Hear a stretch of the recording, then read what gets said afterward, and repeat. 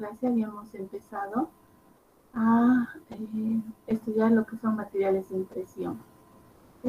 No sin antes consultarles si tienen alguna duda, algún comentario.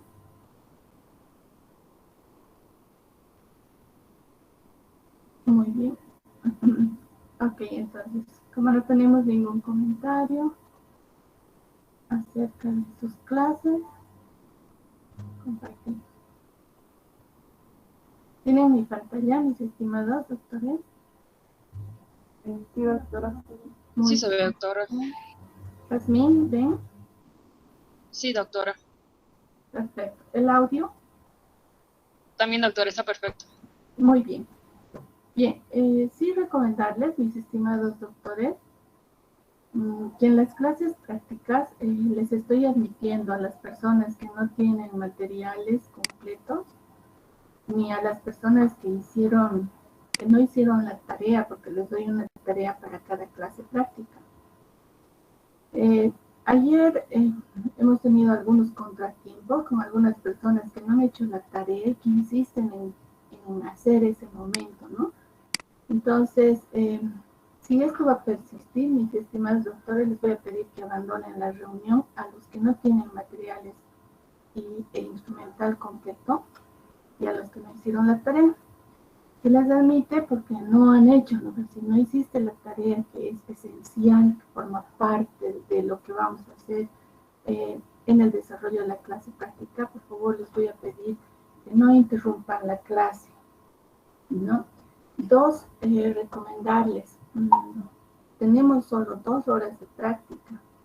¿Por qué digo 2 horas? Porque les doy algunos minutos para que ustedes pongan la mesa. No puede ser, mis estimados doctores, que media hora después me hables, después de que ya tomé lista, pregunté si alguien llegó retrasado, etcétera, etcétera. Perdimos 45 minutos de clase, ¿no es cierto?, en ese proceso, y me digan, recién voy a llegar a casa a colocar mi instrumental y material. O después de una hora me dicen, yo estaba, pero usted no llamó mi nombre. Doctores, siempre llamo lista repitiendo 3 veces el nombre y de forma pausada para que les llegue el audio completo. ¿Alguna sugerencia sobre esto? ¿Estamos de acuerdo sobre lo que estoy poniendo, mis estimados doctores? Sí, doctora. Sí, doctora. Bien, muy bien, en la primera sala. El perjuicio es para todos, no solo para mí, más yo creo para ustedes, ¿no? Porque a ustedes les voy enseñando uno a uno en grupos pequeños y el esperar a que el compañero tenga que poner su mesa o que me dé las 1001 noches de excusas sobre por qué no hizo la tarea o porque ya estaba la tarea y no la encuentra en su mesa, es una de las excusas que yo le digo, bueno, búsquela, la tarea, ¿dónde está? Y el hombre buscaba, la señorita buscaba debajo de su mesa, debajo de su instrumental y material y no entendía qué era la tarea. Entonces, yo les voy a pedir que, por favor, estos contratiempos no los pasemos para que podamos usar nuestro tiempo completo. ¿Ya? Ok. Entonces, con esa recomendación, mis estimados, para que podamos avanzar. Esta semana ya estoy avanzando en extenso, ¿no es cierto? Nos estamos metiendo ya nos estamos introduciendo ya en lo que es realmente materiales de impresión, materiales dentales o de uso dental. Ya estamos manejando los materiales, entonces necesito prolijidad, necesito agilidad, doctores, para que no podamos desechar el tiempo que tenemos asignado, ¿sí? Bien, ¿alguna sugerencia, mis estimados?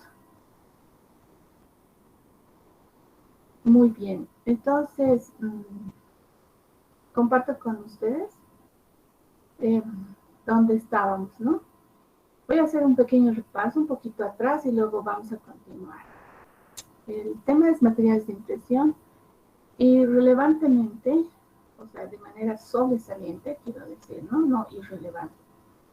Vimos la anterior clase, ¿no es cierto?, qué era un material de impresión, cuál era el objetivo, qué tipos de impresiones nosotros podemos sacar. También aclaré, si bien estas son las básicas que les enseño, pero con el prisma o el objetivo de cómo manejas un material. Por supuesto, van a ir a ustedes a conocer, o los que ya están en clínicas, van a ver que hay mayor cantidad de clasificación de impresiones, ¿no? Esto es visto desde el punto de vista de materiales dentales, o sea, de cómo usas el material. Recordamos también que eran los modelos, vaciados, troqueles, ¿no es cierto? Vimos la diferencia de un positivo, negativo. Por supuesto, vimos los requisitos del material, ¿no es cierto? Y los clasificamos. Dijimos que habían 3 formas de clasificar. El estado en el que presenta al salir de la boca, el tipo de reacción y la composición química. De ellos, el más usual acá en Bolivia, ¿no es cierto?, es el estado que estos materiales presentan al salir de la boca. Nosotros conocemos por el curso que hemos hecho en colegio que hay 3 estados básicos y a ellos se les agrega algunos otros que vamos a ir recordando, ¿no es cierto? 3 estados básicos de la materia: sólido, líquido, gaseoso. Y en el colegio también hemos llevado el estado gel, ¿no es cierto?, entre otros, ¿sí? Estos 4 estados para nosotros son muy importantes. En odontología los usamos muchísimo y son los estados en los que manejamos la mayoría de los materiales. Por tanto, entonces los vamos a clasificar nosotros a estos materiales de la forma en que salen de la boca, ¿no? Hay unos que son rígidos o también denominados no elásticos, que son los yesos tipo 1, ya los habíamos visto en el primer capítulo, los compuestos para impresión, las pastas sinfenólicas y las ceras. Entre los elásticos habíamos dicho que hay 2 grupos, los hidrocoloides y los elastómeros sintéticos. ¿Por qué los separamos? ¿No es cierto? Porque este grupo de elastómeros sintéticos tienen un tipo de reacción química muy diferente a los hidrocoloides y todos tienen o están basados en un mismo tipo de reacción, ¿sí? Muy bien, entonces nos vamos a mover en base a esta clasificación para el desarrollo de los materiales de impresión. Ya en la anterior clase habíamos nosotros visto el inicio de lo que son materiales de impresión rígidos o no elásticos. Su principal característica es de que al salir de la boca, una vez que nosotros tomamos la impresión, este material va a salir en estado rígido o exhibiendo poca o ninguna elasticidad. Esencialmente, estos materiales están destinados a la toma de impresiones. Ojo, ¿no es cierto? Toma de impresiones. Vamos a ir ya en grande. A partir de aquí lo voy a recordar mejor. Toma de impresiones. Esto es muy importante, ¿no es cierto? Estoy diciendo que sirve para tomar impresiones en bocas desdentadas totales que exhiban ninguna o muy pocas socavados o retenciones, ¿sí? Bien, entre estos materiales rígidos vimos al yeso tipo 1, que ya lo habíamos estudiado, lo voy a repasar, y nos quedamos en lo que eran los compuestos de impresión. De estos, dentro de estos también está la pasta sinfenólica, que si bien en este momento es material de impresión, vamos a ver más adelante en lo que hacemos que la pasta sinfenólica o esencialmente los componentes de la pasta sinfenólica también forman parte de un otro material que nosotros usamos, ¿sí? Sin embargo, aquí cabe destacar el tipo de reacción que presenta este material, ¿no? Y finalmente las ceras. Las ceras no las voy a desarrollar en este capítulo, por favor tomen nota. Lo voy a desarrollar en el capítulo de ceras odontológicas, porque ahí va a formar parte de otro capítulo en el que también vamos a volver a recapitular la de impresiones, ¿sí? Con cera, por supuesto. En el yeso para impresión, solamente para recapitular, mis estimados doctores, les he dicho que su forma de presentación es muy similar a la que hemos visto. Su composición es muy similar a la que ya vimos en materiales para modelos y troqueles, con algunas excepciones, ¿no es cierto? Y de su composición sale la clasificación, que puede ser en soluble o de fractura, ¿sí? Les había indicado la diferencia. La reacción química es exactamente la misma que hemos visto en yesos o en materiales para modelos y troqueles. La manipulación es exactamente la misma, lo que varía son los tiempos, ¿no es cierto? Y acá, como hay un solo material de impresión, que son los yesos tipo 1, la proporción también habíamos dicho que se asemeja mucho al yeso París. Entonces, lo importante, la diferencia con material de modelito que está en esto, el tiempo de espatulado, que es completamente diferente, y el tiempo de fraguado total, que también es completamente diferente a los materiales para modelos y todo. ¿Sí? Bien, estoy destacando lo más esencial, ¿no? Esto ya lo hemos desarrollado. Entonces, habíamos dicho que está indicado para toma de impresiones en bocas desdentadas sin socavados profundos, muy leves. Puede servir para corregir una previa impresión, como es la del compuesto para impresión, que no tiene tanta fidelidad como lo que son los yesos para impresión. Puede servir para una toma de registro o en las llaves de soldaduras de coronas y puentes. Eso lo van a ver en prótesis fijas. Sin embargo, tienen que saber qué material pueden usar, ¿no es cierto? Entonces, una toma de registro, de mordidas. Ok. Los yesos para impresión pues tienen excelente estabilidad dimensional, una reproducción de detalles buenísima y depende mucho del operador, porque va a depender de la relación polvo-agua. Su resistencia compresiva es macanuda, ¿no es cierto? Es un excelente material en el cual nosotros podemos confiar plenamente. Ok, entonces, doctor, nos habíamos quedado nosotros en lo que era compuesto para impresión, ¿sí? Lo recapitulo. El compuesto para impresión es un material que por característica es completamente termoplástico. ¿Alguien me puede recordar a qué se refiere termoplástico? ¿Algún Que se deforma por la temperatura, doctora. Muy bien. Y endurece cuando la temperatura baja, ¿no es cierto? Cuando la temperatura es elevada, se deforma. Pero una deformación plástica, por eso dice termoplástico. ¿Qué quiere decir plástico? Que va a adquirir la forma que el operador, la persona que lo manipula, le va a dar, ¿no? Destacamos también los nombres o denominaciones que este material recibe. Puede ser compuesto de modelar, compuesto para impresión, modelina y o body. Ya aclaré porque es bueno saber estos nombres.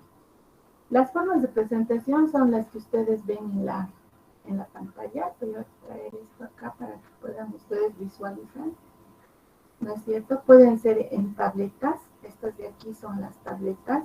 Y estas que indico con la flecha son en barras, ¿no? De acuerdo al color y la forma, tienen un uso y un tipo de manipulación específica. ¿Sí? Muy bien.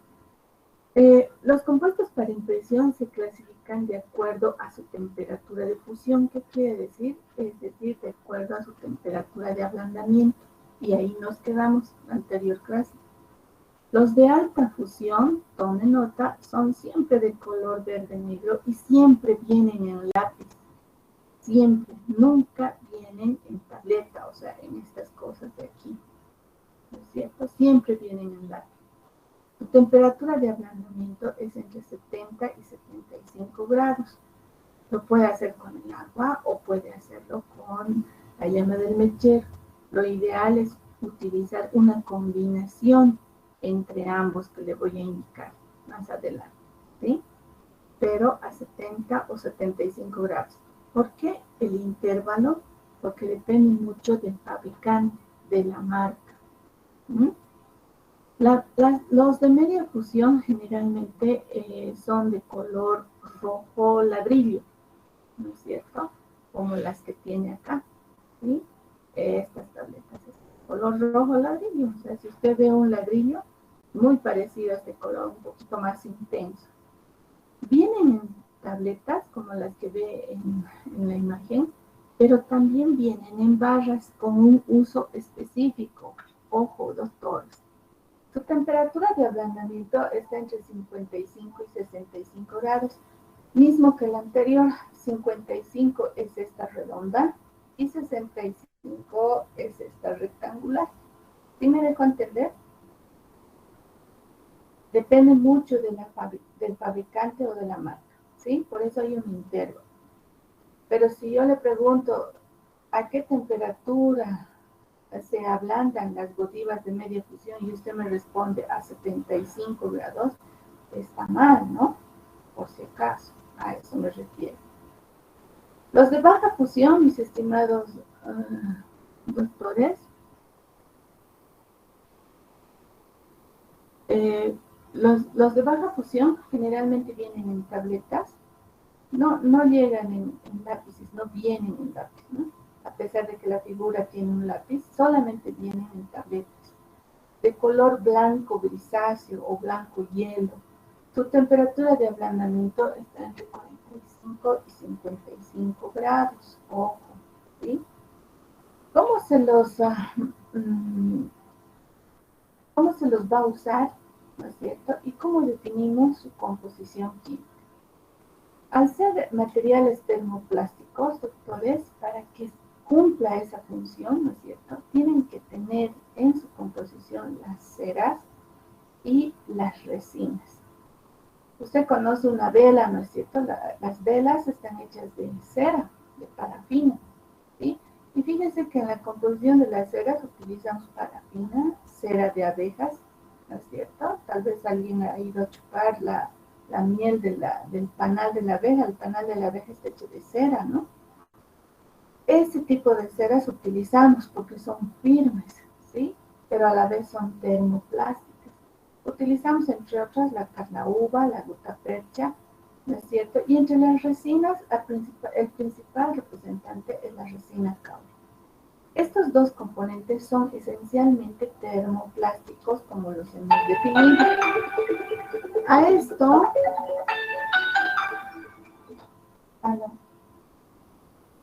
¿Sí?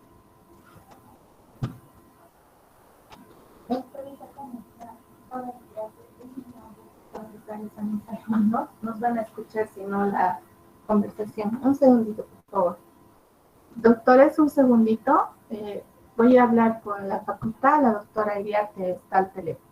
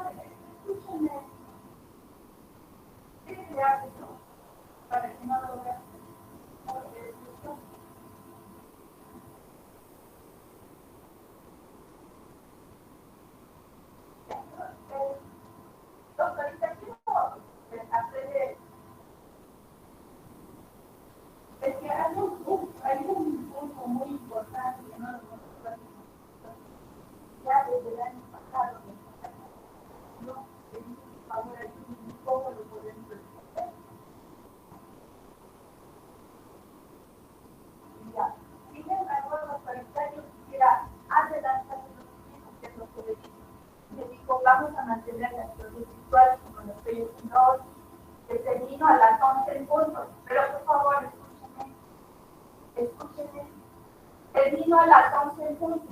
Y a las 11 en punto empiezo práctica. Por favor, dígame, doctora, cómo me voy a seguir para la práctica.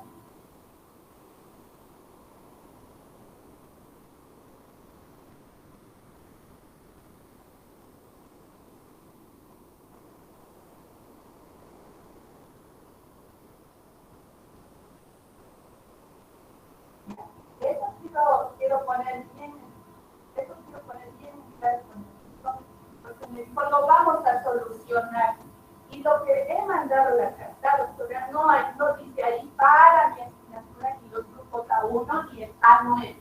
Dice en general que era un aporte para los que el doctor quería hacer una gestión. Solo es así de claro. Por favor. Así de claro, pues yo le pedí una reunión para decirles qué era eso.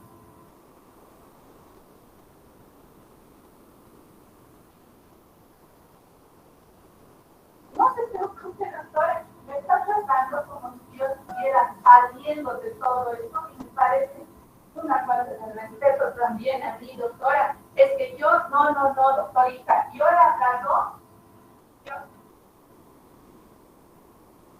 no. Mire, doctora, para todo eso, pienso que burocráticamente, pienso de ustedes, ya hemos hablado, o mínima de una reunión y decir doctores o mandar un comunicado. He hablado con todos mis colegas y todos, no doctora, todos mis colegas estábamos aquí desubicados, completamente. He ido a hablar con el doctor también. Pues lamentablemente tenía mucha preocupación. Estaba esperando eso. Pero me preparé para hacer una sugerencia. He visto, doctorita, en base a eso es lo que me he movido y quería yo hablar con el doctor Chan. Así es, doctor. Con todo respeto, pero no me gusta que me falten a la verdad. En ningún momento. No estoy diciendo de usted, doctora, sino que tienen que ser las cosas que suceden de usted. Y a eso estoy haciendo.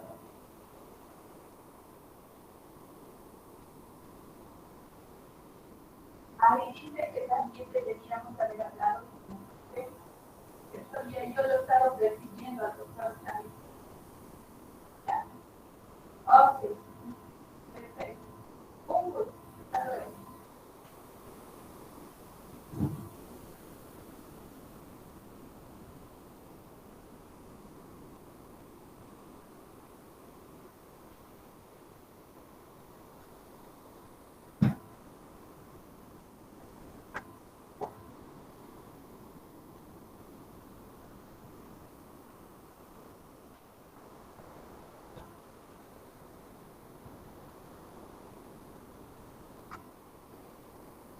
Muy bien, doctores. Entonces, el segundo componente, disculpen la demora, el segundo componente son los lubricantes y o ablandadores.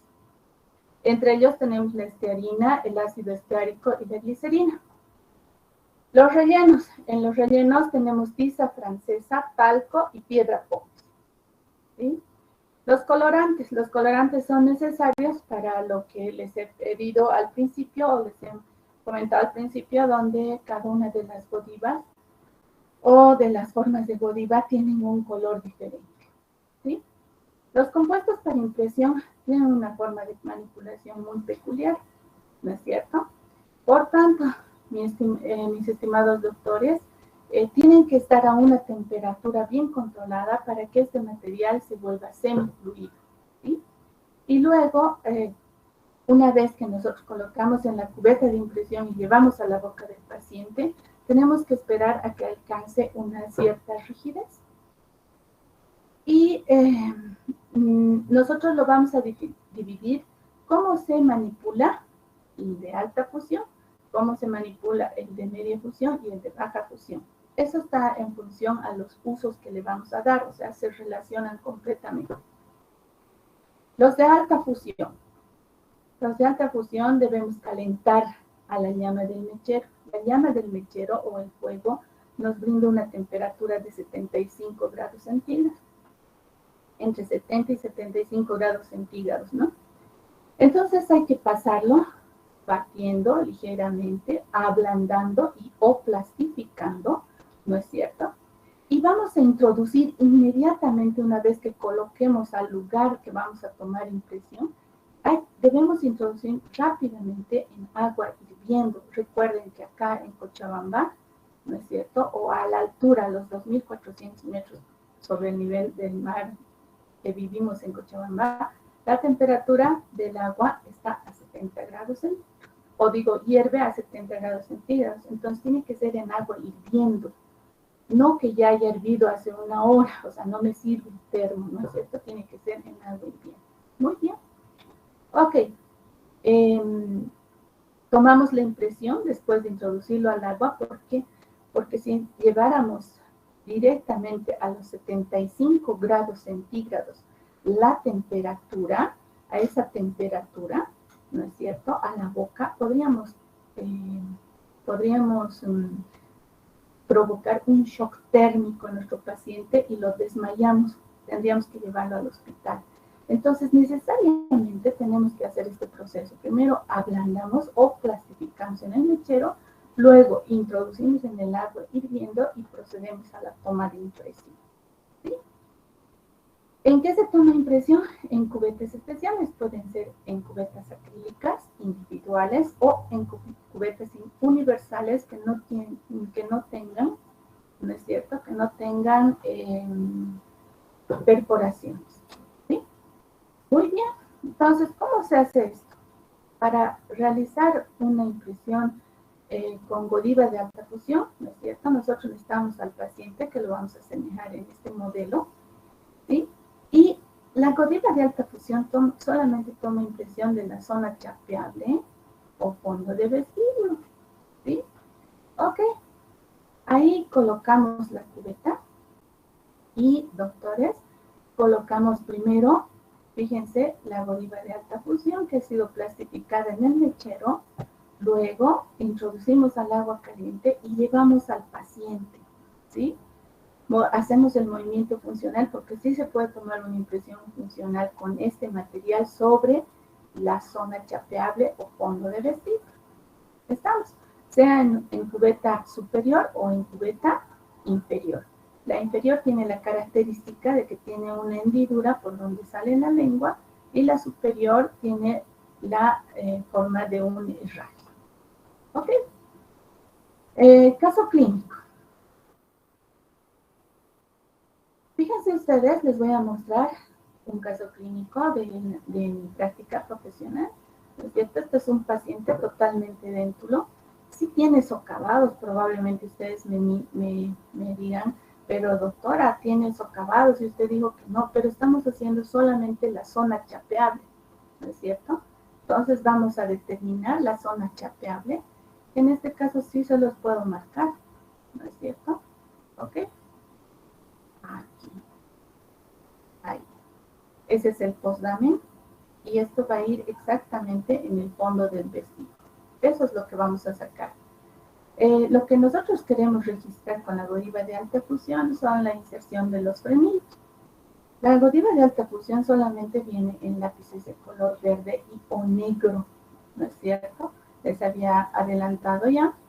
Y esto debe ser colocado solo en el borde, en la parte más alta del flanco de una cubeta, ¿sí? Entonces se hace el proceso primero a la llama del mechero, al agua caliente, y luego, ¿no es cierto?, nos movemos para tomar la impresión. Una vez que tenemos la zona chapeable realizada correctamente, recién podemos utilizar un otro material que sea más fluido para poder tomar la impresión. Muy bien. Entonces,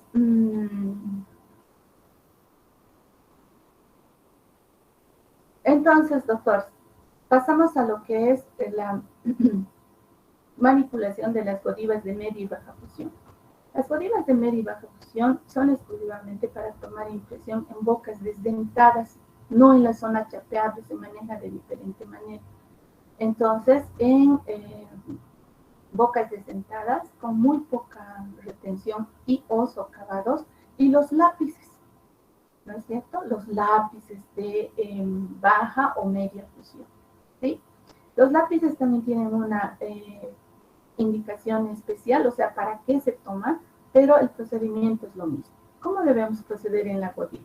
Necesitamos nosotros ¿qué se llama? Un paño de 30 por 30 que debe ser introducido junto con la Godiva pedaceada, con los panes de Godiva pedaceada, dentro de un envase. Dentro de un envase, como es nuestra taza de goma, ¿no es cierto? La taza de goma que les he pedido para yesos también se utiliza para contener el agua atemperada, ¿no es cierto? Dependiendo si es media baja fusión o baja fusión. Luego se plastifica, se coloca en la cubeta, como ven, en la cubeta de impresión. Esta cubeta no tiene que ser perforada, es una condición sine qua non, y luego se toma impresión. Estos compuestos de impresión, mis estimados doctores, ¿no es cierto?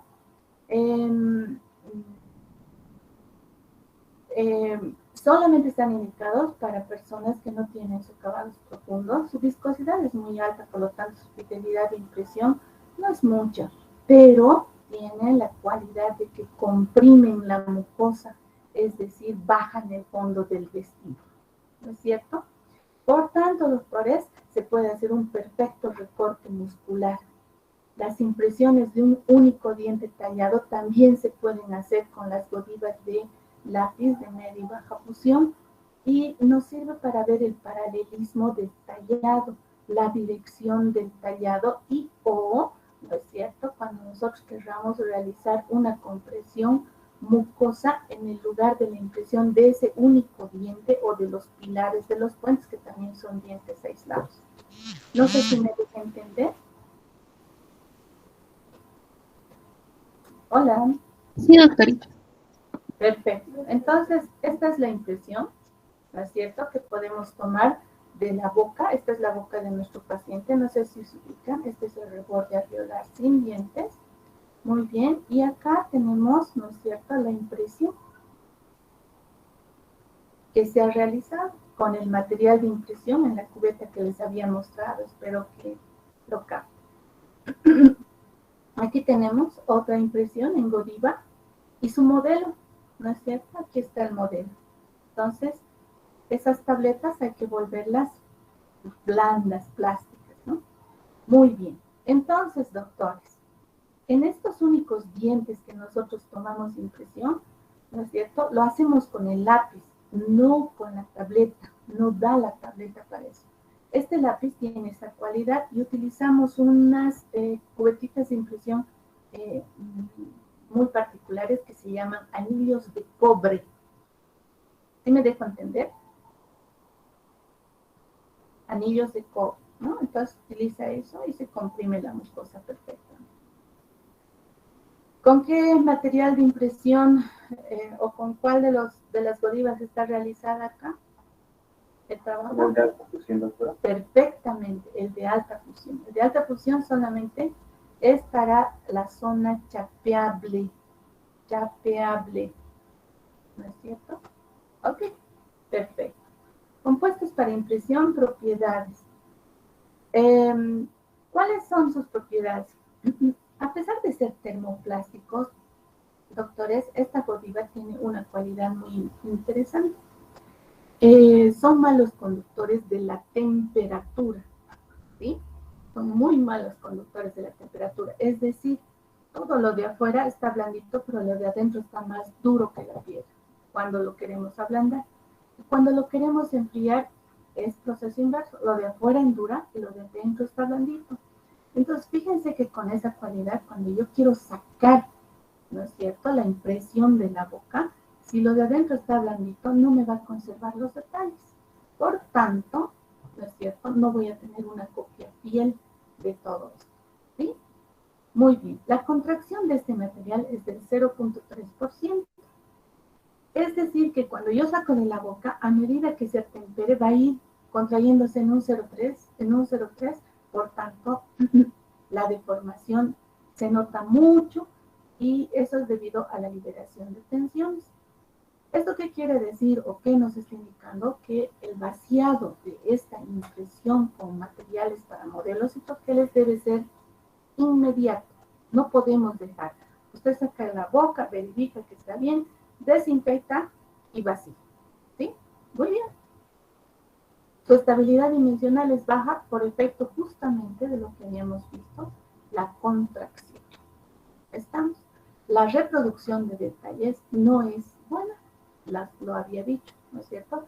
Mientras está termofluido sí copia, pero como no es elástico, al salir por los lugares muy amplios se deforma completamente. ¿Sí? No se puede esterilizar, es biocompatible, ¿no es cierto? Pero si bien es biocompatible, ¿no es cierto? El olor y el color generalmente no son aceptables por el paciente. Y como no se puede esterilizar, ¿no es cierto? Solamente puedo usar con un paciente. Es decir, yo me compro 5 tabletitas para tomar una impresión total superior y puedo repetir N veces, pero en ese paciente. Una vez que tomo la impresión en ese paciente, debo botarlo porque está contaminado con todos los microorganismos bucales. ¿Me deja entender hasta aquí, doctores? Sí, doctora. Sí, doctora. Perfecto. Pasta sinquenólica. La pasta sinquenólica, doctores, acabó adquiriendo rigidez y experimenta una reacción química. Generalmente vienen tubos colapsables o colapsibles, dice el libro.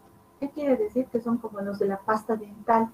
Y usted tiene que fijarse donde dice uno base y el otro catalizador. Entonces, doctores, ¿no es cierto?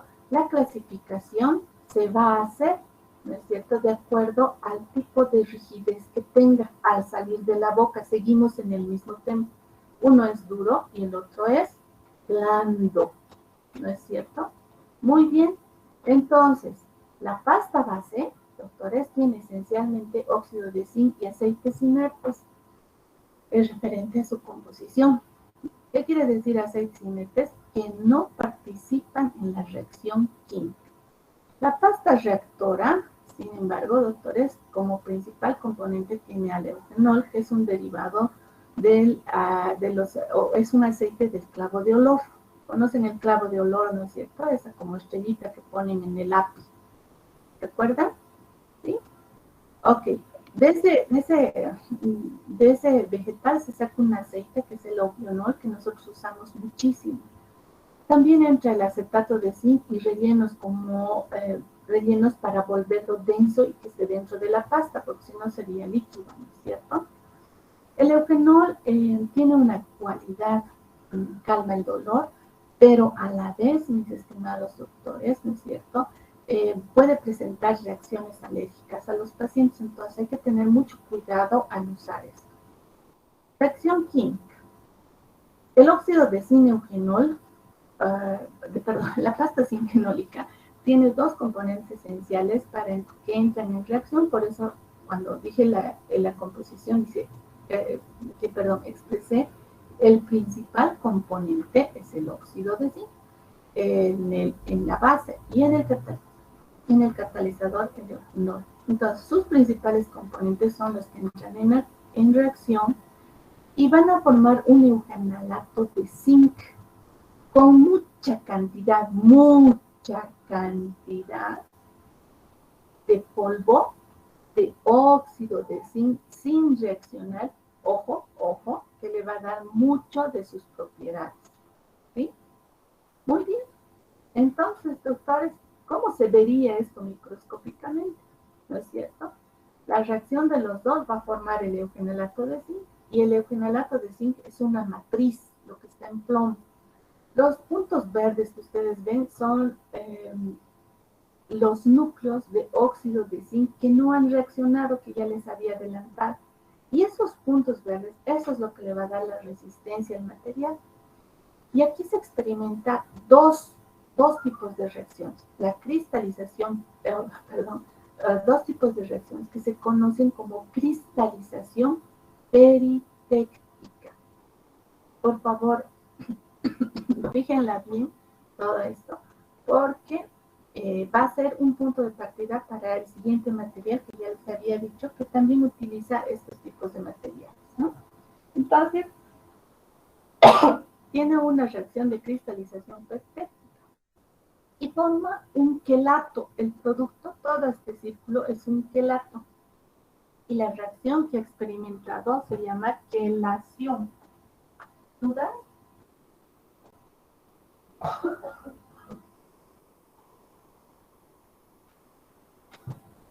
Quelación. Muy bien. Referente a la manipulación, ¿cómo se manipula? Como son dos tubos como pasta dental, doctores, se ponen cantidades iguales, tanto de base como de catalizador. Necesitamos un bloque impermeabilizante o una loseta forrada en papel encerado y una espátula como la que me han traído a veces muy delgadita, ¿no? Muy similar a la que sería una espátula de silicona, ¿sí? O una de cemento de parte activa larga. Muy bien. Porciones iguales, el tiempo de espatulado es entre 30 y 45 segundos y el tiempo de fraguado es entre 3 a 5 minutos, ¿no es cierto? Un fraguado inicial blando y entre 6, 8 minutos o finalmente 15 minutos, el tiempo en que realmente fragué y podemos desmoldar o sacar de la boca del paciente. Si ustedes se fijan, uno, el problema alérgico del eugenol, dos, los tiempos que nosotros necesitamos para que termine de fraguar este material, mis estimados doctores, ¿no es cierto? Hace que el paciente se moleste porque usted podría estar 15 minutos con la boca abierta sin moverse, porque el mínimo movimiento hace que nuestra impresión se malogre, no salga el registro fiel y hay que tirar todo y empezar de nuevo. ¿No es cierto? Entonces es muy complicado. Esos dos problemas tiene la pasta zinquenólica. Sin embargo, utilizando en espesores delgados es excelente. Para desmoldarlo hay que calentarlo, ¿no es cierto? Hay que calentarlo, meterlo a una temperatura de 60 a 65 grados y se ablanda completamente y nuestro modelo sale perfecto. ¿Sí? Entonces, fíjense, cantidades iguales quiere decir la misma longitud, el mismo grosor, ¿no es cierto? Este es Pertex, es una marca que pueden encontrar en el momento que ustedes necesiten. Igual se proporciona en cantidades iguales y se empieza a mezclar hasta homogeneizar los colores durante los 30 a 40 segundos únicamente. Una vez obtenida la pasta, se carga, se toma impresión, ¿no es cierto?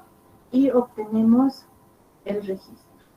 ¿Alguna duda, mis estimados doctores?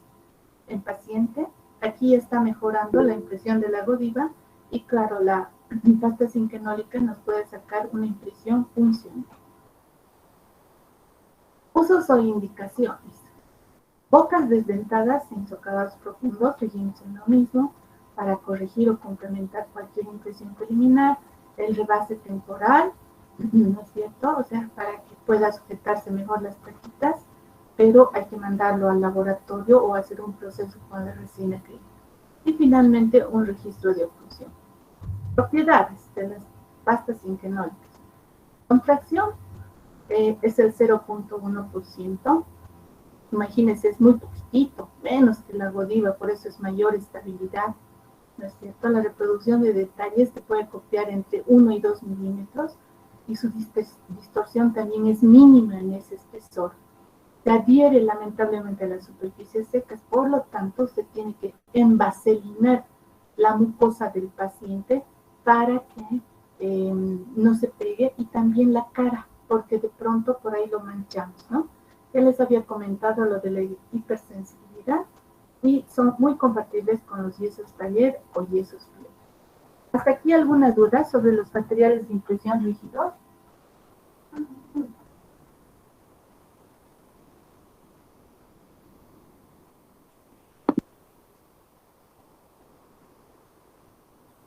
No, doctora. No, doctorita. Muy bien. Los materiales de impresión elásticos, mis estimados doctores, es el segundo grupo de materiales de impresión, ¿no es cierto? Y estos materiales de impresión elástico se transforman o tienen la característica de que tienen que estar en estado fluido y pasan a un estado semi-elástico, semi-rígido al salir de la boca, que son fabulosos o sea, no les daña a los pacientes, ¿no es cierto?, con grandes o con muy pocos acabados, y su preacuato o su dureza que adquieren, esa semirrigidez, va a depender de la temperatura y del pH con el que juguemos. Entonces, fíjense, no solo materiales, ¿no es cierto?, sino también jugamos con la parte biológica de nuestro paciente. ¿A qué me refiero cuando digo fluido? ¿No es cierto? Fluido es aquel material que tiene muy poca afinidad. Un ejemplo de fluido, ¿alguien me da un ejemplo de fluido?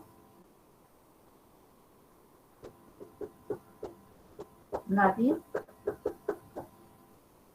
Bien, yo lo explico. Fluido es como el agua, ¿no? Sólido es una piedra, una mesa, una silla.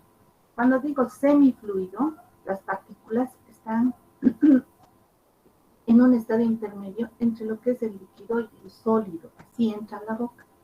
Y cuando digo semisólido, tampoco es tan duro como una mesa, ¿no es cierto? Pero tampoco es tan blando como un líquido, ¿sí? ¿Qué características tienen? En el semifluido las partículas están completamente desordenadas y en el semisólido están perfectamente ordenadas y entrelazadas entre ellas, ¿sí? Ok, entonces, esta deformación, al retirar estos materiales en ese estado semirrígido, experimentan una deformación permanente y eso va a depender de cuánto socavado tenga o cuánta profundidad, el grosor del material, ojo, ¿no es cierto? Que esto es importante porque en los alginatos, por ejemplo, y en los materiales, en cualquier material de impresión, el grosor mínimo de material requerido entre el flanco de la cubeta y la superficie a impresionar tiene que estar entre 3 y 5 milímetros como mínimo, ¿no es cierto? Entre 3 y 5 milímetros, mínimamente. ¿Estamos? Por tanto, este grosor me va a permitir que pueda recuperarse elásticamente durante un tiempo. Necesito dejarlo reposar para que se recupere y esto me va a dar una estabilidad dimensional y la facilidad de reproducción de cada uno de los materiales. Entonces, este material es muy bonito, es un poco más complejo de manejarlo, de manipularlo, pero es uno dentro de los hidrocoloides son los más aceptados para las tomas de impresión. Muy bien. Entonces, doctores, para empezar a hablar de hidrocoloides, ¿qué quiere decir un coloide, doctores?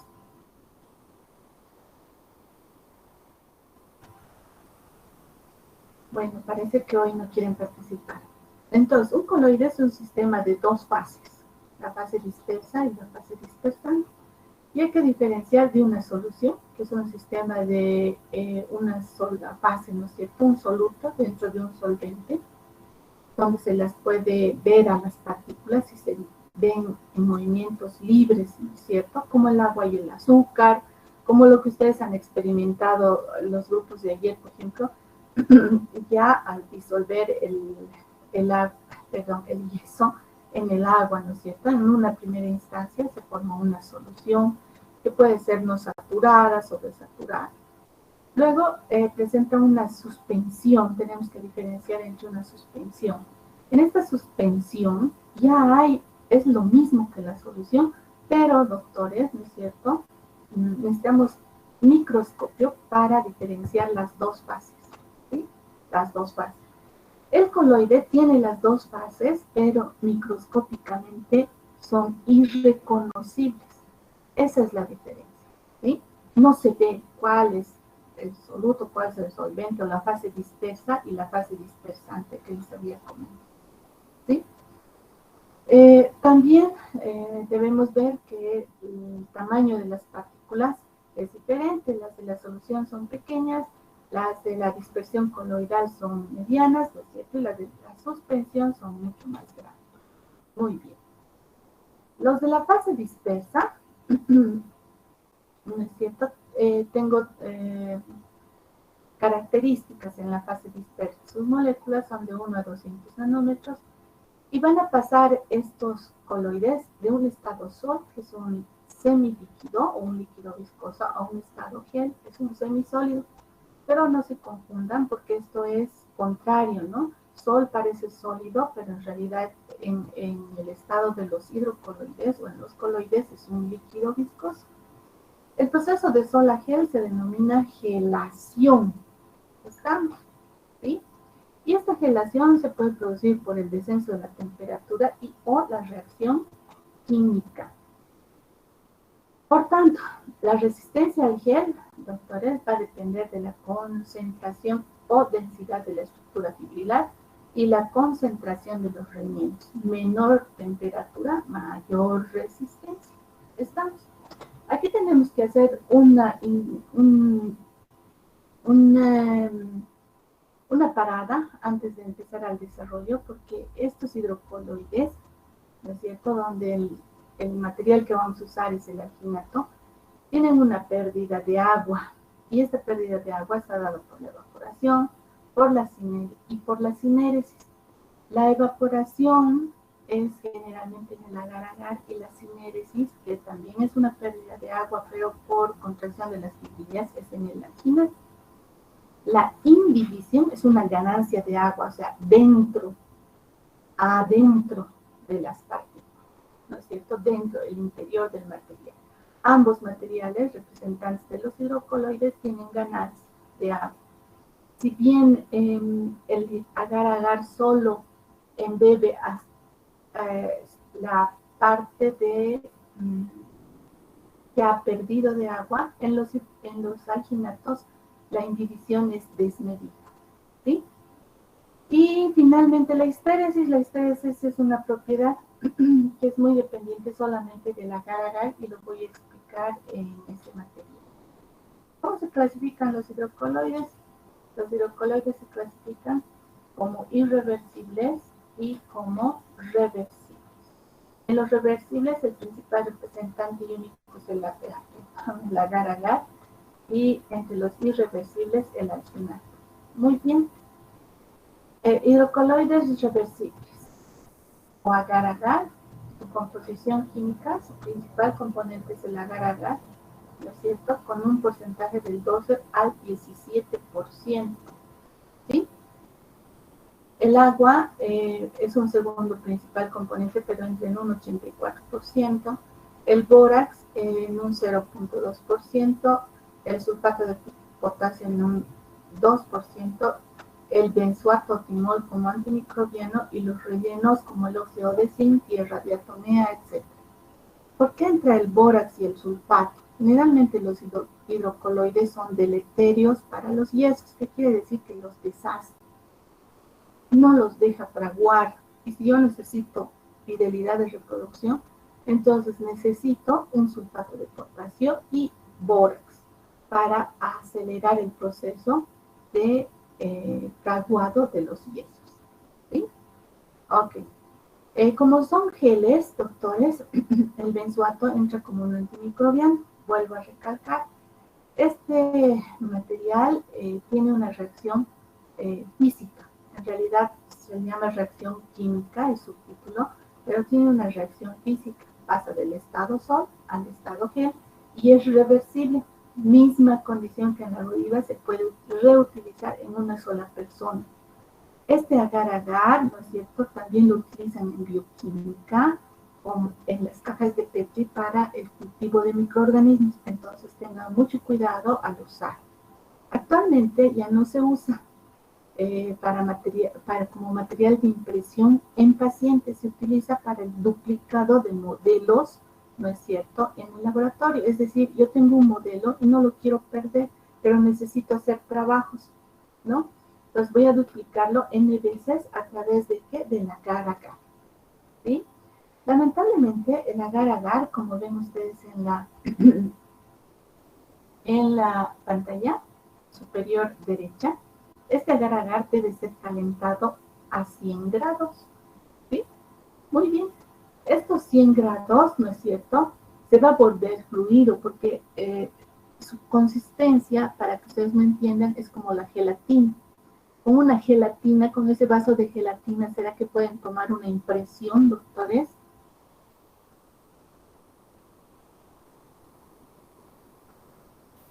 Bien. No, doctor.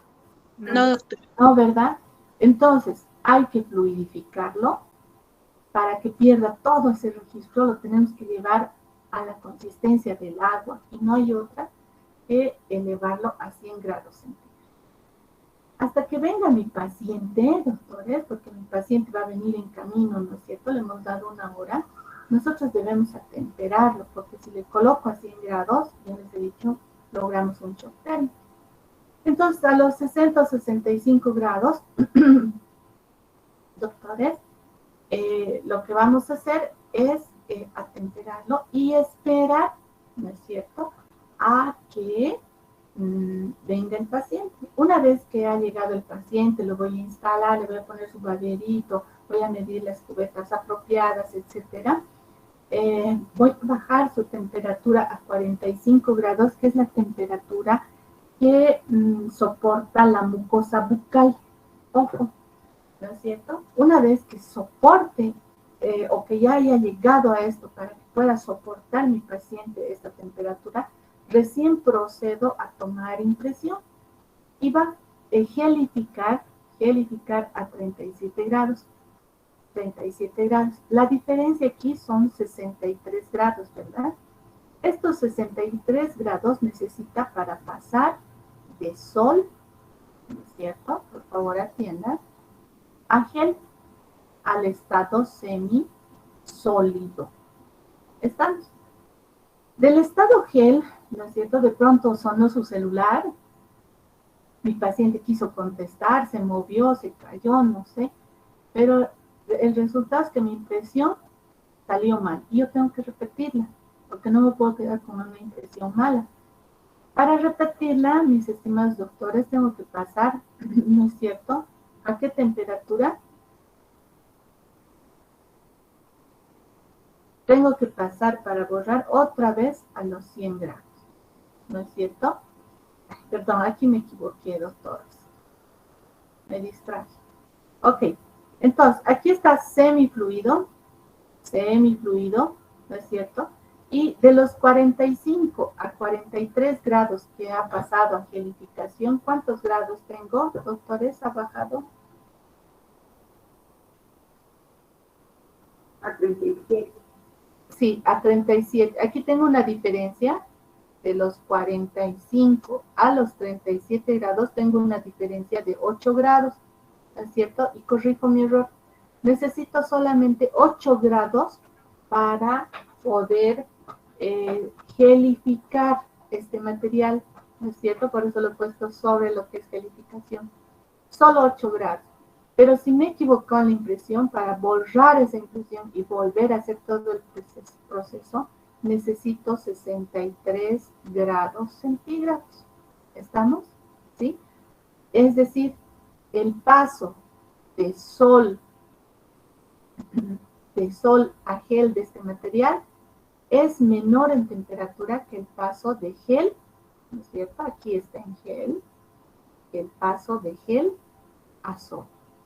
Esa diferencia que es mayor para convertirlo nuevamente a sol, ¿no es cierto?, se llama este proceso histéresis, que era lo que habíamos visto en las diapositivas anteriores, ¿no es cierto?, donde hablaba de propiedades.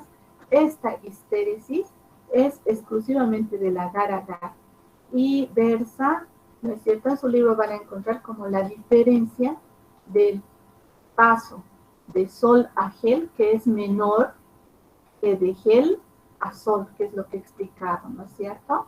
Entonces, el paso de sol a gel es menor que de gel a sol. ¿Me dejo entender, mis estimados doctores? Sí, doctora. Perfecto.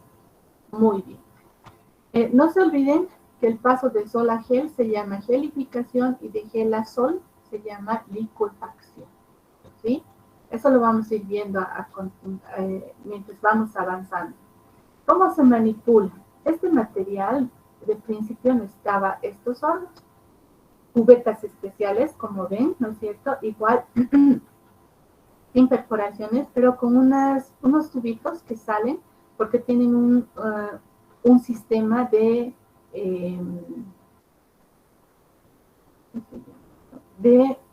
refrigeración y tienen que ser conectados a unas mangueritas, esto, que es accionado con el pie del operador, o sea, ustedes tienen que bombear para que refrigere con aire o con agua fría y tomemos impresión, ¿no?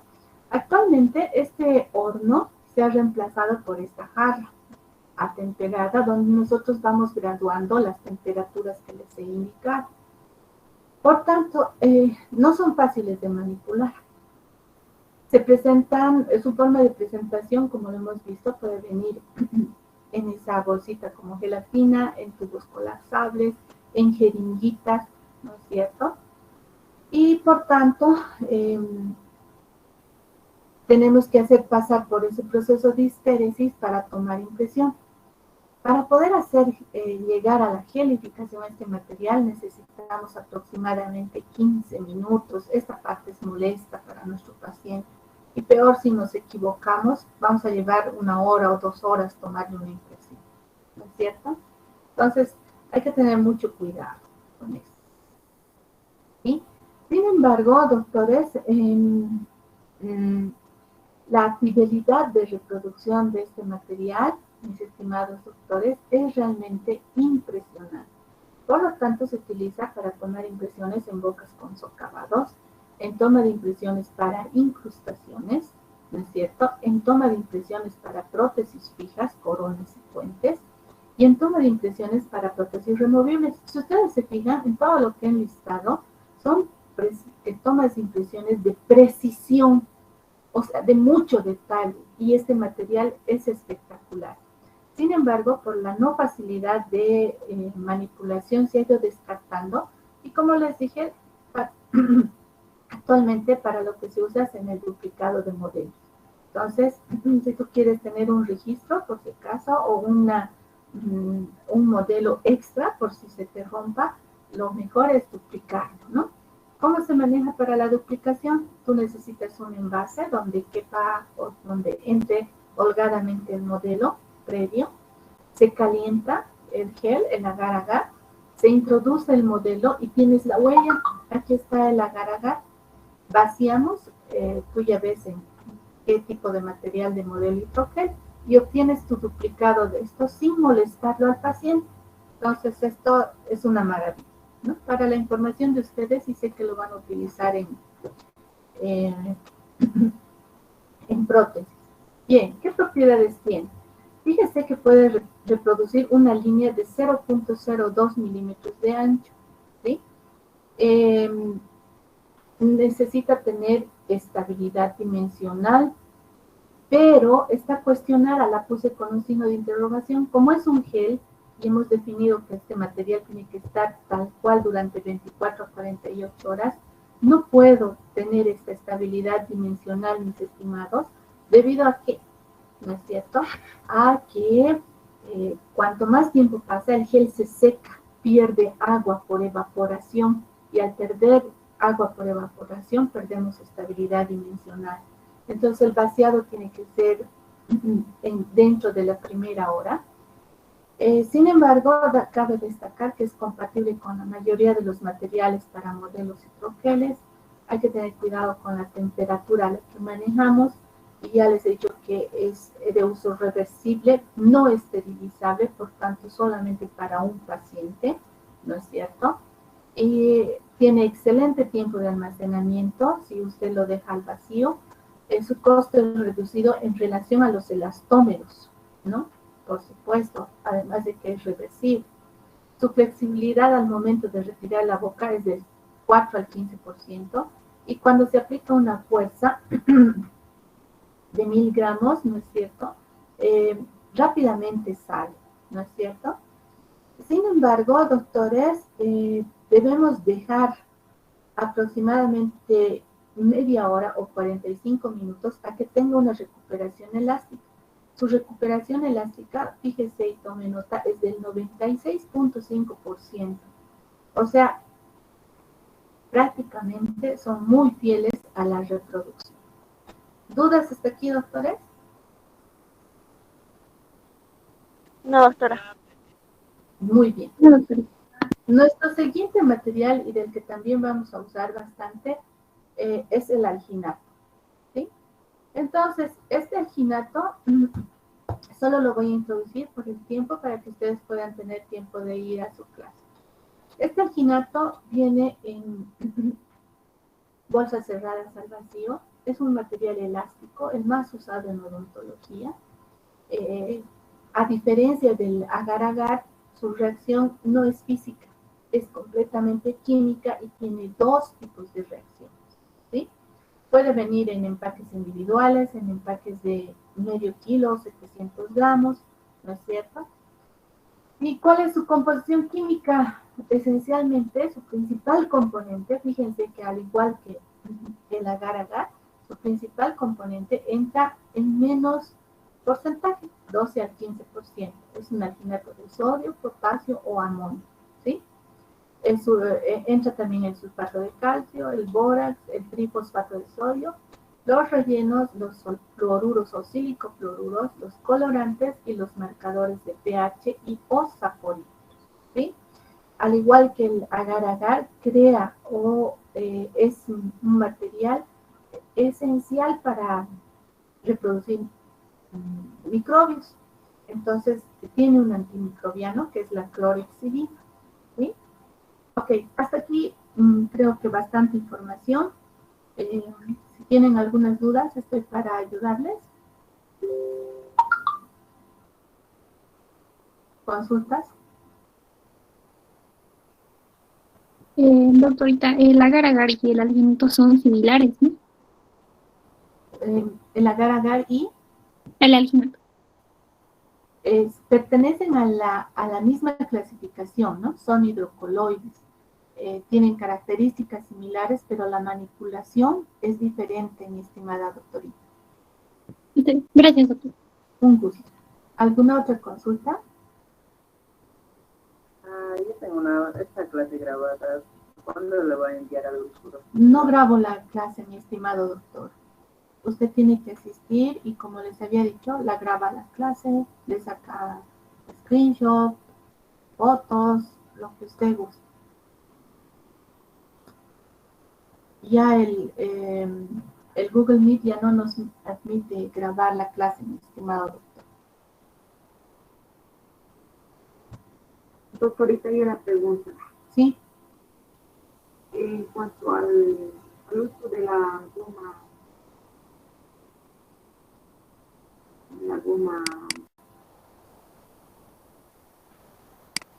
de la godiva, Sí. de la godiva, vamos a poner en agua hirviendo, al fuego, y a la hora de llevar a la boca del paciente. No se pone... No quema, no le va a quemar. Momento, doctor. Cuando hablamos de la Godiva, mi estimada doctora, ¿no es cierto? Se lo voy a poner. Esta Godiva de lápiz de alta fusión, ¿no es cierto? Voy a ver. No tengo que ponerlo en presentación, disculpe. La Godiva de alta fusión, mi estimada... ¿Me está escuchando? Hola.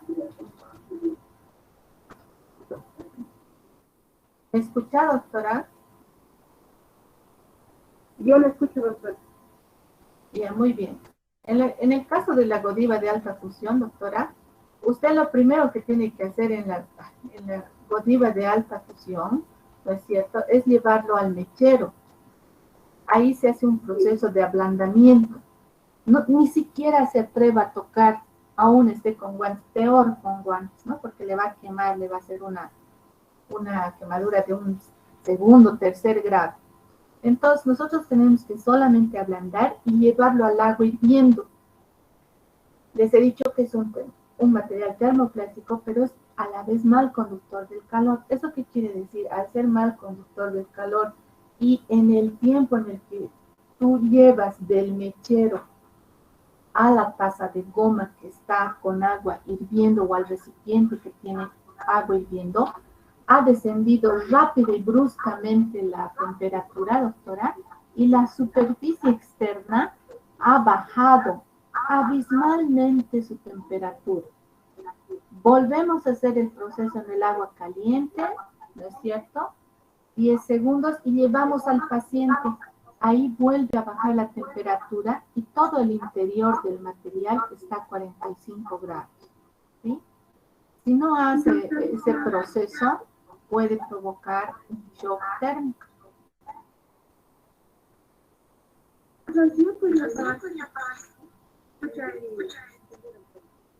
Ok.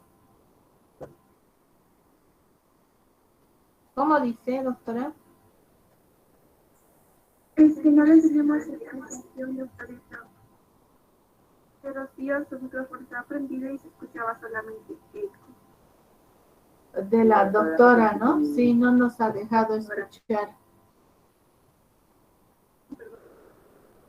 Ok. ¿Alguna otra consulta, mis estimados?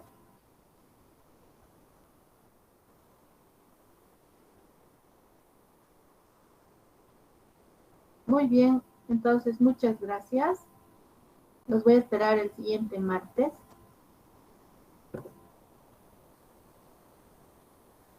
Para avanzar en las clases. ¿Dudas, doctores? ¿Consultas?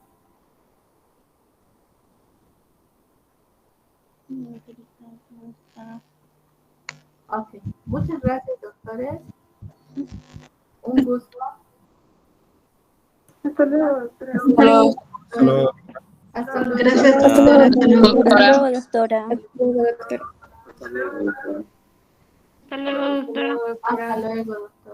Hasta luego, doctora. Hasta